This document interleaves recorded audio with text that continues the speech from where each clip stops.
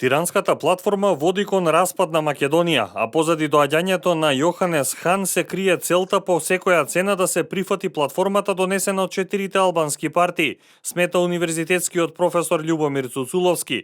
Според него, со платформата би страдале сите граѓани, без разлика на етничката, религиозната или националната припадност.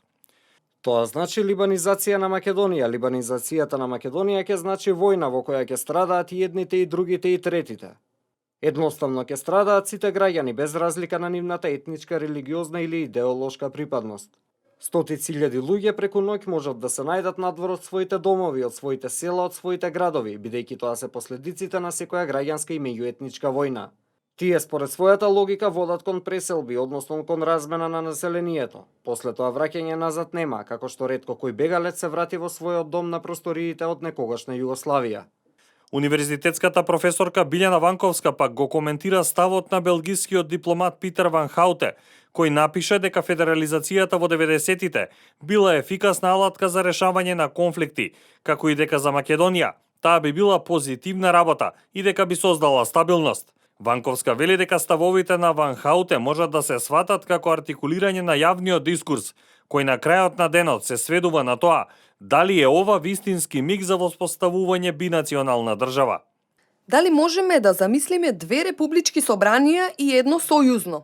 Дали ќе бидеме побогати ако издадеме нова двојазична валута?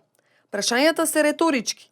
Нашата црвено-жолта линија треба да се вика демократија, владење на правото, институционална кохезија и рационална и компетентна, а не етничка администрација, политичка и правна одговорност на сите, вклучувајќи ги и начелниците на ДУИ, социјална правда, борба против сиромаштија.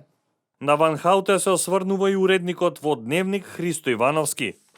На маса треба да се стави нормална политичка платформа, планови кои во фокусот имаат вистински реформи, а не редефинирање на државата, планови за економија на брзи патеки за брзи реформи, кои имаат суштинско значење за иднината на сите, а не етно-колективни формули. Зборувам за државна политика и за национални интереси, а не за партиски. За почит кон една независна, суверена, демократска Македонија, земја со долга историја, традиција и култура, а не адхок земјиче за експерименти, заврши таа приказка.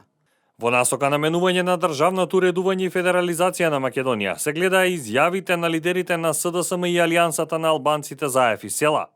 Првиот чекор што мора да го направиме уште поголема децентрализација. Да ги создадеме регионите, треба да бидеме растаретени. Дали има некоја делба по некој процент или математики? Не. Гледам овде, едно село е кантон. И тоа село се одлучува овде за самото село. Не асни момент nuk do të tërhiqemi nga shteti binacional ose barabartësie tërësishme ndërmjet shqiptarëve dhe maqedonasve ose ne bash shqiptarët këtu do t'i bëjmë federat. Илјадници граѓани протестираат на улиците низ целата држава против албанската платформа.